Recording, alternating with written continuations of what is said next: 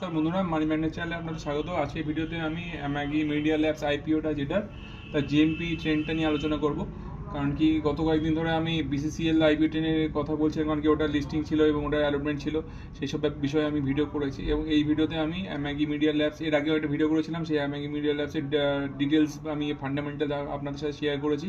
এবং এই ভিডিওতে এটা জিএমপি ট্রেন্ড কীরকম আছে সেটা আলোচনা করবো। দেখতে পাচ্ছেন জিএমপি ট্রেন্ড এখানে স্ক্রিনে আপনারা, যে জিএমপি ট্রেন্ড এর আগে নেগেটিভ ছিল, আপনাদের সাথে ডিসকাস করেছিলাম। 11 তারিখে জিএমপি ট্রেন্ড 37 ছিল, তারপরে 12 তারিখে জিএমপি ট্রেন্ড ডাউন চলে আসে 20 টাকায়, এবং 13 তারিখে যখন মার্কেটে ওপেন হয় আইপিওটা তখন 20 টাকাতেই জিএমপি ট্রেন্ড করে। কিন্তু 14 তারিখ অর্থাৎ গতকাল জিএমপি ট্রেন্ড 9 টাকা প্রায় বেড়ে যায় এবং 29 টাকায় জিএমপি ট্রেন্ড আপ ট্রেন্ডে ট্রেন্ড করছে, এবং এস্টিমেট লিস্টিং প্রাইসও বেড়েছে 390 টাকা। এবং যদিও প্রফিট পার্সেন্টেজটা অনেকটা কম, 8.03%, এবং এস্টিমেটেড প্রফিটটাও কম 1189 টাকায়। তো দেখা যাক কীরকম কী হয়। তবে আমার আন্দাজা এটা মার্কেট থেকে মোটামুটি অলমোস্ট 15 to 20% মতো প্রফিট দিতে পারে, এবং লিস্টিং যারা চাইছেন এরকম তারা এটাতে অ্যাপ্লাই করতে পারেন। আর এই ভিডিওটাতে এই ইনফরমেশনটাই দেওয়া ছিল আপনাদের, সেটা কেমন লাগলো সেটা আমার কমেন্ট করে জানাবেন। আমার ভিডিওটা এই পর্যন্তই।